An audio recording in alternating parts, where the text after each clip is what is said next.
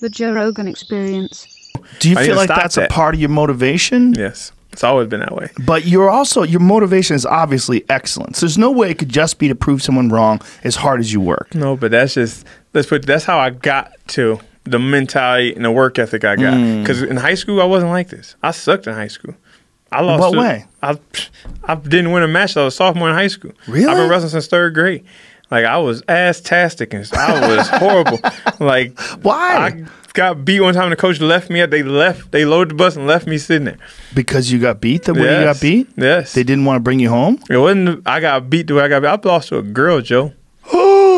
You lost to a girl? Dead ass. I didn't have the mental. When I got off the mat, the team was gone. When I was outside, the bus was gone. Only reason I got home because the varsity came for a duel that night. And the coach was like, why are you still here? Wow, that's fucked up. Yeah. That's a ruthless coach. But that's the thing. I was that boy, like they got the little boy that cried wolf. You know, I was always trying to get out of workouts. I was fat. I was lazy. At the time growing up, I loved the outdoors, but I loved video games. I loved eating junk. You know, I didn't always have this mindset. So when it came to the point when I wanted to do good, and I took my first injury, my very first injury, sophomore year in high school before conference, I snapped my ankle clean through. And I remember everybody, when I was sitting there hurt. First time I was actually hurt, but I had faked so many injuries. Even the coach came up and was like, telling me, get up, Corey, I was faking. Everybody's running around sprints, so you get up. Because they all thought I was faking. But I was actually hurt. And my buddy stopped practice. He grabbed me and took me to the trainer. Even the trainer was like, I was probably a sprain, he'll be fine. I went to the doctor. My dad came and got me and went there. They did an x-ray. There was like this much bone holding my foot from falling off my leg. Like, your ankle is like pretty much shattered. Why didn't nobody bring you in? Like, they kept saying there was nothing wrong. And I went back to the x-ray and they was all like, oh, bro, we're so sorry. Like, you have been, like, for so long, since I've been wrestling since 3rd grade, you know, I did it because my brother did it. Right. And I want to do everything he did, but I didn't have the drive he had. But after that, seeing the way everybody kind of like dogged me out, I remember coming back from recovery from that. And the first time I ran after that injury, and even in my mind, like, I can't run. They said I can't run yet. And I did, and I was limping, and I was scared it was going to break again. But I made it to where I was going. I was like, bro, I can do this. It's all here now. That's my real, everything is mentality. Like, I never had any problem. I was just lazy. I didn't want to work, so I was finding a way out. And after that, the next year, you can ask the coach. They told my parents I got moved to the varsity tournament, the first or second match, and I took 2nd and 3rd in the varsity tournament after wrestling JV4 the year before. And I lost to the guy that won the thing. There's a difference between Corey now is night and day. It's because I realized if I put my mind to it and just quit working. My dad said it too. That's the thing. My dad pushed it on so young, at such a young age. My brother got it. He was a star athlete, but he didn't get the openings and the opportunities I had, you know, because he was always working for my father and working here and working there. He didn't have the time to do camps and all that. Me being the youngest, it was a little easier for me. I seen what he did, what he told me, what my brothers, my sisters, and teammates and all the different people around me had done. I knew the way I needed to go to get somewhere. But being a star athlete, a professional athlete was never a goal of mine. I wanted to be an engineer. I love building clubhouses and shit like that. That was what I wanted to do. Wow. But all that opened doors. I wanted to go to school to University of Wisconsin-Platteville for the engineer program. But just like sports, my grades was ass. I didn't try myself. I went there to hang out with my friends and be cool. Right. You know what I mean? When I applied, they messaged me back saying your GPA isn't good enough. The wrestling coach wanted me there because by then I was good in wrestling. My last 2 years, I killed it. I never made the state, but I killed it in the regional and sections. I went all the way up to sections and lost in the finals. You had to win that or 3rd, whatever. But they said you can't get here, but you got to go to junior college. You get your GPA up, we can get you in. Again, I went there. I didn't plan on wrestling anymore. I loved wrestling. I cried when it was over. But then a guy, Dave Clem, Matt Hughes' old coach. That's how I met Matt Hughes through Lincoln College. He reached out to me. It was like, I heard about you. You got the mentality of a warrior. Like, you work hard. You're a workhorse. I need somebody like you to come here and work for me. I can't give you a scholarship because you didn't do much. I don't have money left. I give you $1,800. It was $27,000. I thought I was on like a full ride. I'm like, oh, I'm getting money. You know, I went there excited, determined to get there. And everybody like, oh, you never made a state. You're not going to do good. This and this. So again, that was motivation from right there. Going to school, like, they don't think I can do this. My grades aren't good enough. They don't think I can get education. I'm not good enough at sports. They don't think I'm an All-American. They think I'm going to go there and just be another member of the team. I went there. I cut up, but right before the season, snapped my leg in 3. Thought it was over again. And that coach was like, I saw you fire. A different leg injury. The same leg, but a different injury. Like 3 years later. Let me bring it back to the first one. That injury is what changed you? Well, I got tired of people thinking I was faking. So because you were injured for real, and people thought you were faking it, you realized something was wrong. I realized I have been lazy. And my father, my whole life, you go to my old house right now in the garage, it's still carved in there. I'll never forget that. It was probably like 8 o'clock, 9 o'clock school night. My dad woke me and my brother up to help him do some stuff on the boat. And we tired, you know. We want to go to bed, and we out there complaining the whole time. He said, my dad, if you met, my dad is the most motivating person ever. Don't have an education, nothing, but he started his own business from the ground up. He's living the dream, hunting properties, whatever he want, he can do it. And that's where I got it from. But it took me forever to realize this. And I'll never forget the day. It comes to me all the time. I think about it. He stood up on the boat and was up against the garage door. Brand new garage door. He just put up. You know, one thing I hate, I cannot stand, is lazy. And he took his drill and he cut L-A-Z-Y in the back of his brand new garage door. And it's still there till this day. Wow. When I go home and I visit, I go to that girl and you'll see it cut in the door, lazy.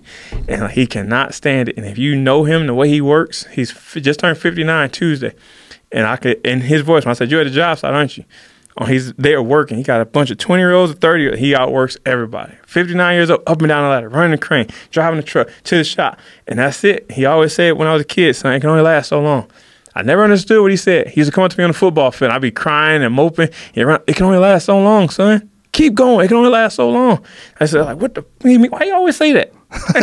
And then later on, when it started getting hard, I started thinking, like, practice, look at the clock. It's like 45 minutes, but it can only last so long. And it clicked like, oh, shit. That's what my dad meant all these years. It can only last so long. Just grind. Just go. Just go. Just put your nose down and get to it. So you have this injury sophomore year, your ankle snaps, and you realize you've been lazy. So what shifted in your mind? How did you change? Just stop worrying about excuses to get out of practice and figure out reasons to stay. Was it immediate or was it a gradual change? As I was healing. You know, I was on bed rest for a while. It was so bad, and people come in and out, and my brother used to come over at the time he was playing football and whatever, and watching his games. It's just like sitting there for so long, away from all the sports and all your friends, and just sitting there, just yourself. And I just realized, like, I've been doing this since 3rd grade. I've seen this stuff a million times. I know the moves, I just don't apply it. And I think when I get back, if I actually start trying and drilling and actually practicing and getting that extra workout in, I could cut up. And sure enough, that's what happened. So what was the first step? When I came back, it was with that first run. I was literally, my dad's shop is probably 200 yards from my house, and it was raining. That's all. That's the only reason why I ran, because I didn't want to get wet.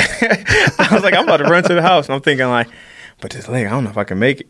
And then right then, that doubt in my mind, like, why are you telling yourself you can't make it? How many months out from the injury? I broke it in January or December, and this was summertime, so it was long. Like, I had the cast on for like 5-6 months. So really? Yeah. And I went to air boot. It was like, it was 5 bad. or 6 months. It was bad. And then like right now I got the plate and the screws in there, but I broke some of the screws because I was like trying to move in a wrestling stance in my boot, and I slipped. My dad had the tile or the cement, and he had the little gloss over it, and I was washing the cars one day, and I was like, I'm just going in my shadow stand on the way. I slipped on the wet spot, and I slipped. I felt it, and 2 of the pins that go across my ankle had snapped. So I had to wait for all that to heal again. Jesus Christ. Yeah, it was a whole process. So I was laid up for a while. You snapped the pins? The 2, I still got the 2 long screws that they take out. They leave the 7 and go up the femur or the tibia. But the 2 long ones they're supposed to pull out. But the middle, when I slipped, they broke in half in my bone. So that made the bone heal slower. Because now it's just a little spot they drilled through. It opened up like that much more. So you had to wait for all that to heal before I could actually walk. Did they take the screws out and put new ones still in there. They just, so you got broken screws in your ankle. If you look, like when I work out, I'm like, bro, your ankle is fat as hell. That's because the plate and the screws are so long, the ankle won't, the swelling and everything. It looks different than the other angle? Yeah. Let me see bone heals what it looks like. Which ankle? So if you look. That's a fat ankle. Yeah, that's the fat one. And that's the normal one. That one's pretty fat too. Well, you got some big ankles, dude. Right, oh yeah. Oh yeah, that's a big difference. Yeah. So like when I get done training, yeah, this one is like this big because all the blood and everything's swelling around the screw. Wow. So does it fuck with you anymore? Like when it gets cold out or anything? I mean, I feel it, but again, mental. Everything is mental to me now. Right. Everything in life, she hates it because I tell her all the time. She has a negative insight on something. Like, find the positive in it. Like, it's all in your mind, babe. You can make the best out of anything. You know, I mean, this happened. Like, well, you could be dead or you could. Well, like, it's always something worse. You could have no legs. Like, she got her car smashed at work. Somebody hit the side of it and tore it all up and had to go in the shop. And I was like, the windows didn't break, though. I was like, think about it. It dries and your windows ain't broke. Like, it's the middle of winter. It ain't got to be cold. Think about that. It could have totaled the car. Hurt. Yeah, it's like it's a million different things you can find to be sad. But find the good things and find the positive. It's going to get fixed eventually. So this ankle fucks with you still, but not enough to stop you. Nothing to stop me. Yeah. And but does it affect you at all when you kick things?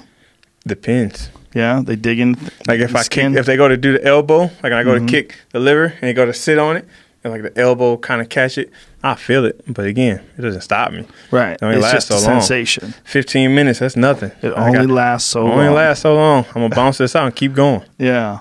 So you get out of the injury, you have the cast on you for 5 or 6 months, you realize how blessed you were to be able to move around, and that feeling once you get your leg back under you and start moving again. What is the changes you make? How do you start to move your life in this positive way? Well, after I made that first jog and I realized I'm good. Like I first doubted myself, but I made it because I told myself I can do it. I made it here. There's no injuries. I'm fine. And I was just slow and steady. Just start hand fighting, like with the little, they got the takedown dummies that hang on the wall. Just go there and move, you know, nothing fast. Just work hand fighting. Just kind of grab the leg, working my shots in and out, in and out. In the morning before practice, I used to go watch the guys for off-season practice, study. And then when I came back, it was just, I would have the heavyweight coach like, Coach, can we drill today? I'm like, you asking me to drill? Like, yeah. Coach can see us. I just want to work with you. I just want to do a little bit of extra stuff. And after practice, he'd work with me. Then the other coach would come work with me. It got to the point where, like, in the morning, I was in there before school, and I was there after school for practice. And I would stay after with coaching drills, different stuff. They must have been so confused. They didn't, like the coach said, it's night and day. Like, the difference between Corey now is night and day. That must have been so strange. You have this lazy kid, and all of a sudden he becomes a savage. They have, when I go back to the school now and visit, they always ask me to come talk to these people. They call me a success story. Not only was this, but I grew up in an area where there was no black people. I was the only black family there. So we had racism my whole life. You know what I mean? Dealing with that stuff, that's another that was the mental fucks of it all. Like, no matter what I did, you're going to be wrong. Like, I was another Corey Anderson, too. That was even worse. And he was actually a troublemaker. So when he would get in trouble, they would always come get me out of the classroom. Like, it was Corey, and I would get pulled. I'm like, I ain't even did it. I was a good kid. Never did nothing wrong. Like, I'm down in the office, and the principal walk in like, wrong Corey. I'm like, of course it's the wrong Corey. It's every time. I remember Corey Richard Anderson and Corey C. Anderson. I'm Corey C. He's Corey Richard. But they always pulled me in there. And it was just because it was only a few of us in my high school. And the fact that I never did drugs. Just like when we was on the ring, I said, I want to come to your show and shoot with you. I don't want to smoke weed. I never did drugs. I don't do none of that. I've been a good kid. But to deal with that stuff, I used to get pulled over for no reason. I had a nice truck, S10, drops to the ground with rims and speakers. I used to get pulled over. And me and my friends get put in cuffs and sit on the curb while they search the car looking for something. When I went to college, it was the same thing. Get pulled over all the time. And teacher wouldn't be like, every time you late for class, you say you got pulled over. Like, I was telling Will on the way here. Like, I'm serious. I have classmates that saw him. Like, no, he's telling the truth, Miss Starks. We saw him on the side of the road. Like, he always gets pulled over because nice vehicle, black. They always think it's something. You know, and that's just where I'm from. So dealing with that and the mentality I finally figured out, like I said, that's why when people doubt me, I think, I'm trying to prove wrong. Because I had coaches in high school. I won't put names on air, but I remember even when I was doing good, I knew I was doing good because I had led the team in sacks. I didn't start. You know what I mean? I laid the starting lineman out or beat this guy and this and that and this and that, and I never got the position or something was around it. And then when I came back after I made it to the U.S., like, oh, yeah, I remember this. Like, I ain't trying to hear that. And the only coach in that high school I would say that believed in me was the wrestling coach, Marty Kaiser. Marty Kaiser made everything possible to let me meet Dave Clem, who was my junior college coach, who led me to Russ Davey, who led me to Ben Askren, who Tim Fader, and everything. And I've been blessed with the people in my life that bring me to Frankie and Mark and Ricardo. And I got like the ultimate people around me. Like my mom says, you've always been blessed to have a good circle of people. And the 1 year I had a bad coach in college, it's like my mom said, we didn't have so much good. Don't let this one coach defeat you. Now, I'll never forget him, Jason Valek. I'll put his name on the air. That guy, that made me the toughest man I could. Because no matter what I did, he wanted to make sure he could break me. He had control over me. I was 16 hours away from home in South Carolina, no family, no money. He had me on a full ride, and he would just use that. I got you here. You here because of me. You do this, or I'm going to cut you. Cut me then. Fuck. He cut me. All right, you off the team. All right, I go get recruited, and he put me back on the team. You're still in NLI. You can't do that. This is this. So it's kind of like, I think that's where I got the mentality where I want to prove people wrong because I beat the starter. And I beat him bad, 13-1, 12-1. Every time I wrestle, I beat him, but you still not starting. What the fuck you making me wrestle him off for? Like, I done beat him every time. Well, you lost on the first duel of the match by riding time. The first week of school, I beat him every time. But you're not going to let me start? Nope, because he pins people, and you only get points. Kind of like fighting. Like, he knocks people out, and you only win by decision. And it's kind of like, all right. So I left, went to Whitewater, where I met Ben and everything else. Again, went there. they coach knew who I was. Nobody else knew who I was because I didn't get to wrestle the year before. I was a bench warmer. The killer on the team, but never wrestle. That's so crazy. Killer, never wrestle. My parents would drive 16 hours to watch me duel, and he'd make me sit the bench the whole tournament. It'd be a tournament. He'd be like, "You're not wrestling today."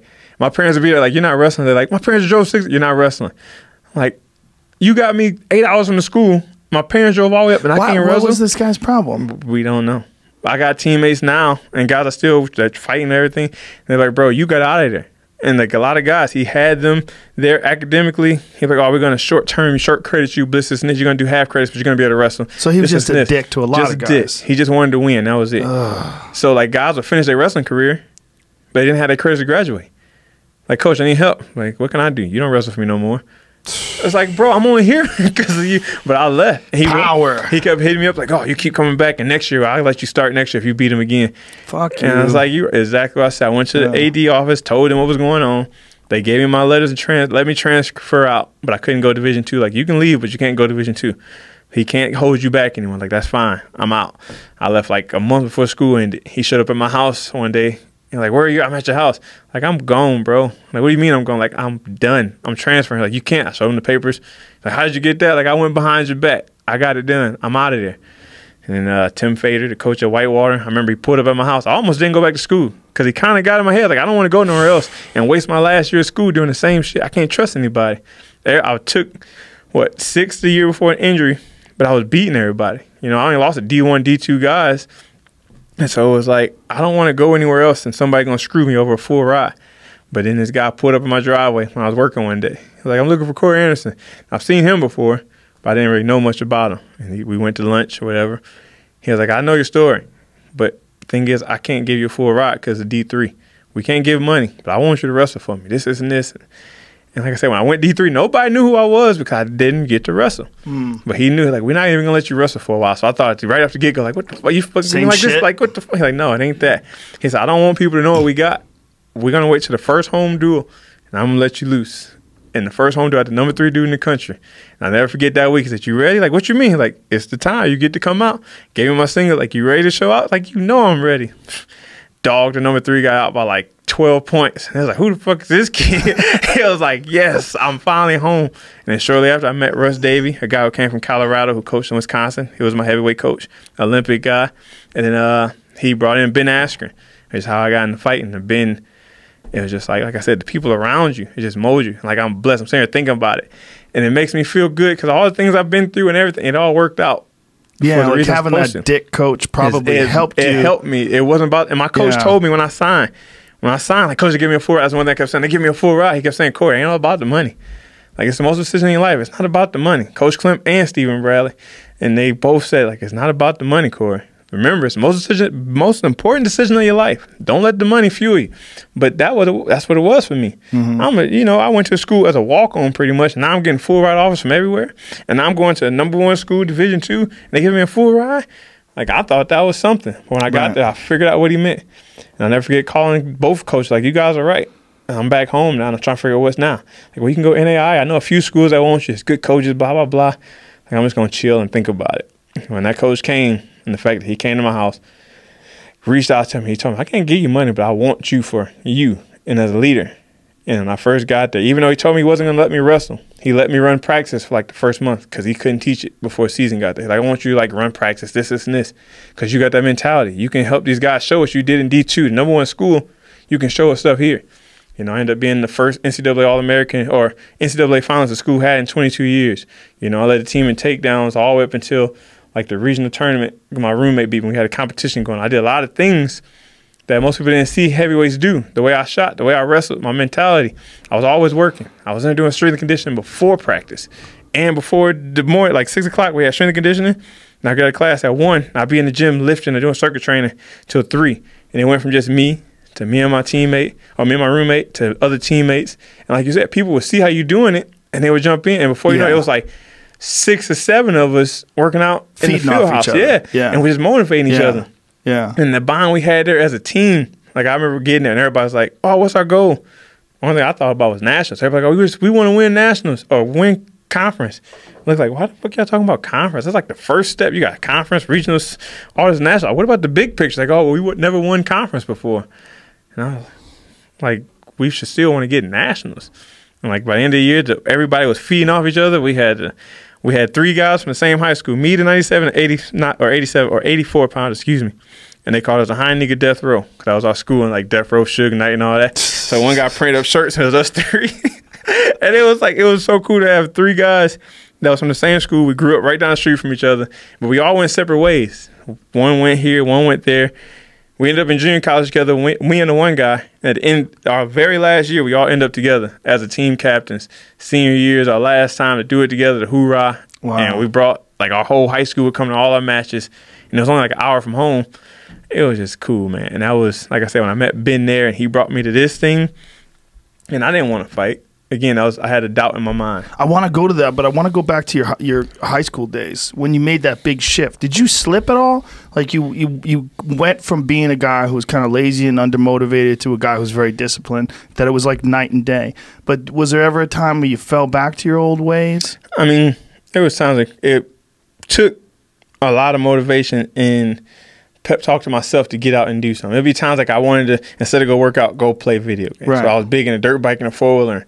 And like when I get off the bus, you can hear the dirt bikes come to my house. I had the motocross track in my backyard. Me and the neighbor, he had a freestyle track, I had a dirt bike track. And I'd get off the bus and be thinking like, all right, I'm about to go do my homework. I had to go do a little workout, lift or something. And you hear him coming. It's like, oh, but I want to go ride instead. I want to go ride. But at the same time, like, you're a wrestler. You're a wrestler. Figure out the two. Which one is first? You know, I let the guys go ride in my track, and I'll do push-ups or whatever and do my homework. Whatever it was I do, just a little something. As long as I get something. If I did a little bit of something, that's more than the next person. Right. You know, by the time my senior year came around, it was kind of like I still wasn't all in, but I was a little more. I didn't get all in until after that second injury in college. And But the in high second school- injury in college was the same injury, same leg. Same leg, different injury. What'd you do this time? I snapped my leg in 3. What Freak happened? accident. To this day, I just remember hearing the pop. Was it wrestling? Wrestling. Me and my coach drilling. Very Just slow drilling? very slow drilling, but we had brand new mats. So they were super sticky. And I had brand new wrestling shoes, which were super sticky. And I remember the drill, Coach Morgan was like, all right, so we're going to work the chain wrestling. I shoot a single leg. You get the single back. When I shoot a double, you bump with the hips, you snap to your shot. He grabbed the single leg. I snapped the foot down. He shot the double. When I hit him with my hips, I fell backwards and you hear a pop. But I didn't feel it. And he stood over me. I remember him standing over, feet over both sides, like, don't look down. What do you say? Don't look down. Now, somebody tell you, don't look, you going to look. I looked, and my foot was, like, pointed like this, and it was down. I was like, I turned my back, I started armor crawl. We got a pool on the other side of the door. And I'm trying to get to the door and just drown myself in pain. Not a pain kick. I'm trying to get in the pool. You trying to get in the pool? deep end. I'm trying to drown, but like it hurt. Like I would have died. I'm just going. I remember him flipping me over. You trying to drown? This shit go through your mind. When shock, things that hit God. you don't think. That's a crazy thing to think. You I'm don't going to go think- drown myself. It hurt, Joe. Oh you my ever snapped God. your leg? No, You know the nerves. No. You know how that feel to have not must one be. spot, 3 spots. So it's like shooting up your whole leg to your back. It's like all the way to the shoulders. The point is like, I just want this over with. It's like, I'm just going to go jump in the water. That's Wow. First thing in my mind is go bear crawls, fall in the water. That's a crazy instinct, man. I wasn't the most sane kid, but that was the most certain. That was the first thing in my mind. Go find the water. Just end it, you know. And they flipped me over. And I remember they threw it up on a punching bag. So it had and my legs- nothing to do with the old injury. nothing to do with it. Oh, it's a completely Just different a spot. totally different Probably spot. like 4 or 5 inches up from the old injury. It just snapped. freak accident. That's what they kept saying in the hospital. It's a freak accident. So what did they do then? Go to the hospital that day and they snap. I remember the guy that snatches it back, pulls it and snatches and lines all the bones up and they put it. Like, we'll put it in the cast for now, but you got to get plates and pins to set this straight. And that one I was out for again. That was October 27th. And I came back. I got the release back January 13th or 14th. It was like a little bit before a regional. And we didn't have a heavyweight all year because I got hurt and the other guys got kicked out of school, whatever. So 3 months-ish? Yeah. And you were this back? one healed fat. Well, I wasn't back, but I was cleared to start drilling. And I remember begging the coach, like, Coach, just let me come back. I can save us 6 points because every time one guy don't wrestle, that's automatic 6. Did they have to put plates in your shin? On the side of my leg, I got a plate. You can feel it if you bring your hand up and down. It's like all bent up, and from now all the wars and shit, kicks and wrestling, it's like all wobbly, bent, warped, holes, all kinds of stuff. From getting kicked? Getting kicked in it from wrestling. People do foot sweeps. You ever get an X-ray of it to see what it looks like? I haven't X-ray in forever. I should. like to see what it looks like. Pretty bad by now. I remember my first tournament when somebody foot swept me. Oh my goodness, that feeling. Like, God had me in the underhook and he kicked that plate and I just fell. Like, it didn't even kick my feet. I just fell. Because it's the first time you feel it, and that pain shit, you've never felt it. Right. Your nerves run up and down that. So when it hit, and everything just shut, and I just fell. And he pinned me. I was like, Coach, like, what's wrong? Like, yo, my leg gave up. I'm still on the mat. Like, I don't know what the fuck happened. And, like, your nerves are trying to tell me, like, you got nerves on the side of the leg. You run up the plate. What he did, he probably kicked it and hit the plate. And that was another thing I had to get in my mindset. Like, this is going to happen often. You just got to be able to toughen it up and just go through it. Yeah, you have an extra vulnerable spot now. Yeah. Yeah. And have you been low leg kicked there a lot? Oh, yeah. A Lear fight, he did it like 4 times. Same spot? Low leg kick. Yeah. It's just, like I said, I got to a point now where I just deal with it. Yeah. That was in 2007. This is 2019. It's 12 years of dealing with it. You get to a point where it's kind of like it's not really a pain anymore. It's just a pesky injury. You now, feel it. But some of those injuries, they'll go in after it's healed up and take the plate out. they said they can. Do you want to do that? But to do that, because I got the broken pins, because those pins are still broke, they got to cut like a whole section out of my leg. Which I mean, I'll be out of commission for a long time. And I was like, I'm used to it now. Is there any benefit if they do that? I get my whole leg back. That's it. I get my leg back. That's the only benefit. So like I said, I can train, right? Yeah. Like, it's just going to bother you. Like, I deal with it. Yeah. When I retire, we do all that. But right now, there's no problem. Wow. So you have this shift in high school. You make it to senior year, and you're a different person night and day, but you're still not the Corey Anderson of today. So the second injury, what does the second injury do for you when you snapped it? The second injury, that was just, I mean, that just because I didn't get to show what I can do. It motivated me that much more that when I come back, I got to be undeniable. I got to show, I got to do. Like, nobody knows what I can do because I didn't make it to state my senior year in high school. Right. But then we went to team state, and I pinned the guy that took 4th in state. So I knew I could do it, but I just didn't make it there. So when I got hurt my freshman year, that was the year I was going to show people, Corey Anderson, what y'all used to know, what you think, this and this. Then I got hurt, and it kind of set me back.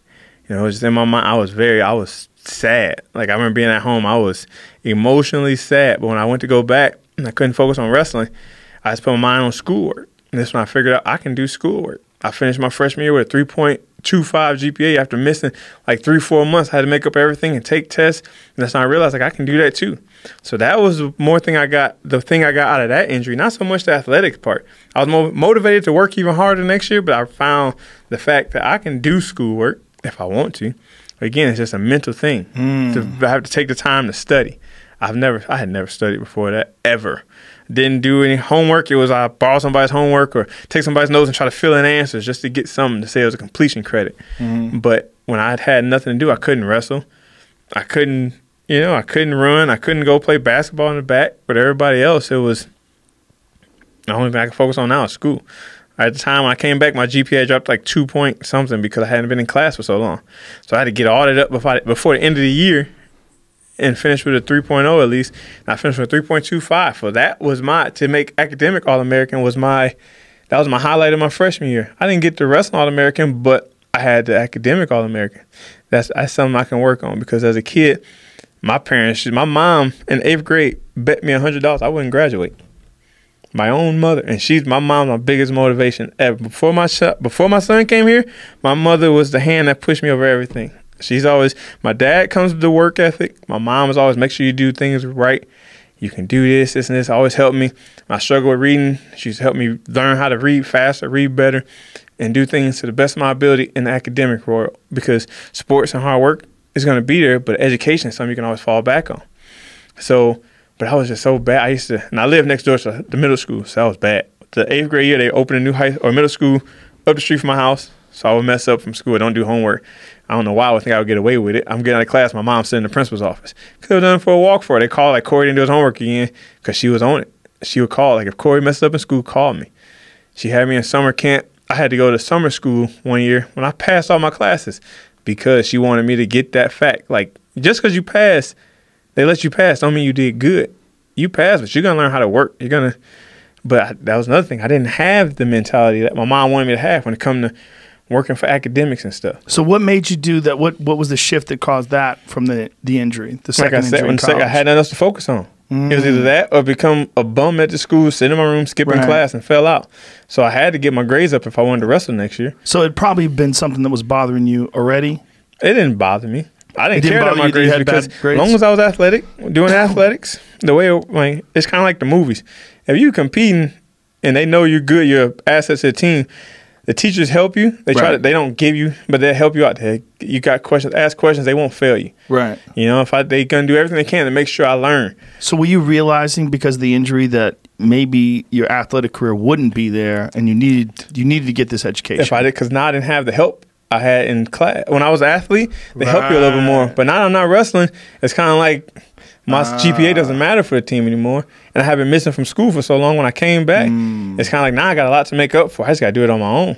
I was studying. That's all I had. Class in my dorm room. Class in my dorm room. From that point on, from that injury, then you get your academic work in order, and you start being disciplined in all areas of your life, and you feel like that carried over to your athletics as well. Everything works together. Yeah, everything works for one thing. And that's talk about else. that. Okay, like first thing we learn at orientation, the college coach comes to us, we go in the room like, guys, we got your athletic scholarship, but you're here as a student athlete. And I remember going back and coaching at the same college and him giving the same speech, and he write it on the board, student athlete. We're gonna make it in two parts. First part, student. Second part, athlete. So we're going to write it on the board. What does this mean? So first priority, school. After that, next priority, athletics to me. After that, you got your family. Then is making sure you stay out of trouble. And that the last thing, the very most important thing when it comes to college is just social life. The rest of that, everything else comes first. And at the end, then you worry about your friends and trying to be cool and all the extra stuff. You know, I'm 17 when I went to college. I graduated high school at 17. So I'm young. I'm not even an adult. But in my mind, I'm on my own. I'm doing what I want, blah, blah, blah. I'm showing out. I'm being an ass, you know? Right. Not like getting in trouble, but not paying attention to school. I'm not worried about the student part. I'm just an athlete. They're not going to ask questions, act like I'm struggling, and they trying to help me out, you know? But I know they're not going to give me an F because I'm trying. But I really wasn't. I'm asking questions. I'm sitting in front of class. So you're not going to give me an F, but they're going to make sure I'm eligible to wrestle, but I'm not going to fail. Right. So when you get injured, you realize that ain't there no more. Because you ain't got nothing to wrestle for. You all school now. So now you can't say I got practice, so I can't study. Was that a big eye opener for you when you realized that you can do good at school too? Yes, 100%. Because in your whole life, when you didn't try, you didn't care, and they had that No Child Left Behind pretty much before they made it an official thing. It was always there. Because I know I didn't do enough in school, but somehow I graduated every year. Somehow I graduated because there's always one teacher. One person that looked out for me. Like I said, I've been blessed to have that. In middle school, it was Miss Vermette. To this day, we still talk. I go home, we have lunch, breakfast, whatever. Really? Yes. If it wasn't for her, I probably would have dropped out of high school. That's cool. Yeah. That's very cool. So